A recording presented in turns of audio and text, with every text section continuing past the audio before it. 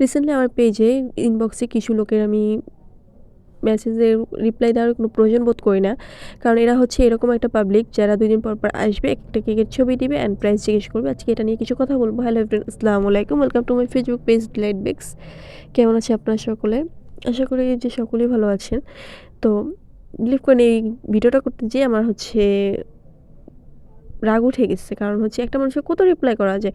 ২০২৪ সাল থেকে ২০২৫ সাল থেকে ২০২১ সাল থেকে এখন পর্যন্ত কন্টিনিউয়াস আমার পেজে হচ্ছে তারা মেসেজ দিয়ে যাবে যে এই কেকের প্রাইস কত, ওই কেকের প্রাইস কত, একেকটা ছবি দিয়া ওরকমভাবে জিজ্ঞেস করে যায়। মানে কতক্ষণ ভাল লাগে? আমরা যখন বিজি থাকি, যখন কোনো কাজে আমরা বিজি, রিপ্লাই দিতে দেরি হচ্ছে, তখন তাদের বিহেভিয়ারটা আবার অন্যরকম থাকে যে রিপ্লাই দিচ্ছেন না কেন? কেন হচ্ছে মানে কীভাবে পেজ চালান যে কাস্টমারের সঙ্গে, সঙ্গে রিপ্লাই দিতে পারেন না, সঙ্গে, সঙ্গে করতে পারেন না। এরকমভাবে কাস্টমারকে কীভাবে হ্যান্ডেল করেন? মানে তাদের একে তো তারা চুরি করে এরকম করে, তার উপরে আবার তাদের বিহেভিয়ার যদি থাকে এরকম, তখন কীরকম লাগে বলেন? সো আসলে আমার এই ভয়েসটা দিতে যেয়ে আমার রাগ উঠে গেছে। কারণ মানুষের কত রিপ্লাই দেওয়া যায় বলেন? আমি বিজি, আমার বাসায় অসুস্থ, আমি হসপিটাল আছি, বাহিরে আছি, বা যে আমার কে কাজে আমি বিজি আছি। হুটহাট তারা মেসেজ দিবে, মেসেজ দিয়ে আবার তারা তাদের মতো কইরা উল্টা আমাদেরকে ঝাইরা যাবে। এই হচ্ছে কিছু পাবলিক। এবার আসি কেকের ডিটেলসে কিছু কথা বলতে।